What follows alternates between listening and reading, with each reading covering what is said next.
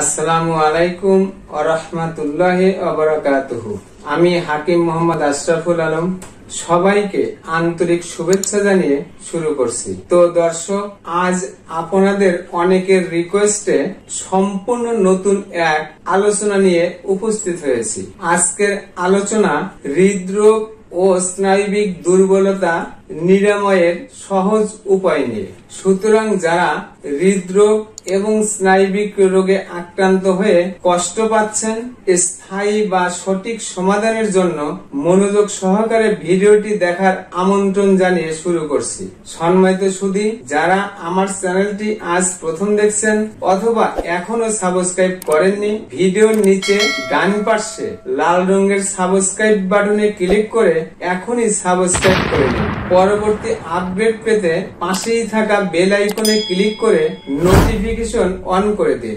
নতুন নতুন স্বাস্থ্য বিষয়ক পরামর্শ পেতে লাইক দিয়ে আমার সাথেই থাকুন। ভিডিওটি শেয়ার করে অন্যদের দেখার সুযোগ করে দিন। আপনার একটি শেয়ারে উপকৃত হতে পারে লক্ষ লক্ষ এই যন্ত্রণাদায়ক রোগে আক্রান্ত রোগী। তো দর্শক, হৃদরোগ এবং স্নায়বিক দুর্বলতার অনেক কারণ রয়েছে।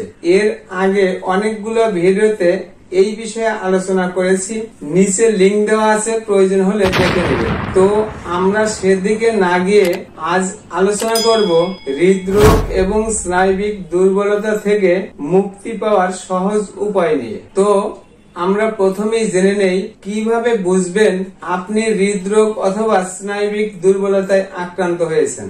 স্নায়বিক বা হৃদরোগ দুর্বলতার উপসর্গ বা লক্ষণ হিসেবে যে উপসর্গগুলো প্রকাশ পায় তা হলো একটুতেই অস্থির অস্থির লাগে, বুক ধরপড় করে, একটু ভারী কাজ করলেই বা সিঁড়ি বয়ে উঠলে হাঁপিয়ে যায়, কোন জিনিস শক্ত করে ধরলে বা একটু উদ্বেগ হলেই শরীরটা কাঁপতে থাকে, একটু হাঁটতে চলতে বা বসা থেকে উঠলে মাথাটা ঘুরায় বা টলতে থাকে, মনে হয় পড়ে যাব, স্মরণ শক্তি বা স্মৃতিশক্তি কমে যায়।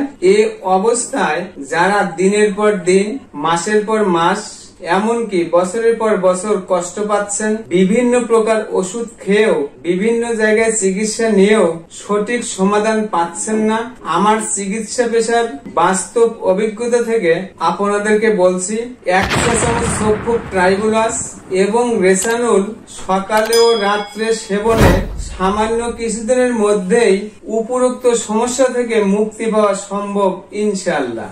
এছাড়াও সোফুক ট্রাইবুলাস সেবনে যাদের প্রোস্টেট গ্ল্যান্ড বড় হয়ে যাওয়ার কারণে ঘন ঘন প্রস্রাব, ফোটায় প্রস্রাব হওয়া, প্রস্রাব আটকে থাকা, বসে প্রস্রাব করলে প্রস্রাব পরিষ্কার হয় না, দাঁড়িয়ে প্রস্রাব করতে হয়, প্রস্রাবের রাস্তায় জ্বালা যন্ত্রণা হয়, রাত্রিবেলায় বারবার প্রস্রাবের বেগ হয়, প্রস্রাবের আগে ও পরে পুঁই শাকের লালার মতো বা সাদা ভাতের মারের মতো বের হয়, একটু উত্তেজনা বা বিনা উত্তেজনায় অথবা স্ত্রী বা গার্লফ্রেন্ডের সাথে কথা বললে পুরুষাঙ্গের মাথায় পানির মতো আঠালো পদার্থ বা বীর্য বের হয় এবং ঘন ঘন স্বপ্নদোষ হওয়া থেকে সম্পূর্ণ নিরাময় তো হবেই, সেই সাথে পুরুষ মানুষের যৌন দুর্বলতা থেকে পরিপূর্ণ মুক্তি পাওয়া সম্ভব ইনশাআল্লাহ।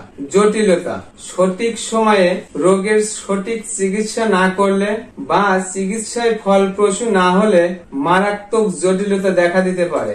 সম্মানিত সুধী, আপনাদের জীবন আনন্দময় করে তুলতে এবং রোগমুক্ত জীবন গড়তে আমার চ্যানেলটি এখনই সাবস্ক্রাইব করুন, লাইক দিয়ে আমার সাথেই থাকুন, ভিডিওটি শেয়ার করে অন্যদের দেখার সুযোগ করে দিন। আমার কথাগুলো কোথাও বুঝতে অসুবিধা হলে বা বিস্তারিত জানতে কমেন্ট করুন। সম্মানিত দর্শক, আপনাদের শরীরে কোনো প্রকার রোগের উপসর্গ প্রকাশ পেলে কাল বিলম্ব না করে একজন অভিজ্ঞ চিকিৎসকের পরামর্শ নেওয়ার আহ্বান জানিয়ে আজ বিদায় নিচ্ছি। আবারও দেখা হবে নতুন কোনো বিষয় নিয়ে। ততক্ষণ মহান আল্লাহ তাআলা আমাদের সবাইকে ভালো রাখুন, সুস্থ রাখুন। আসসালামু আলাইকুম ওয়া রাহমাতুল্লাহি ওয়া বারাকাতুহু।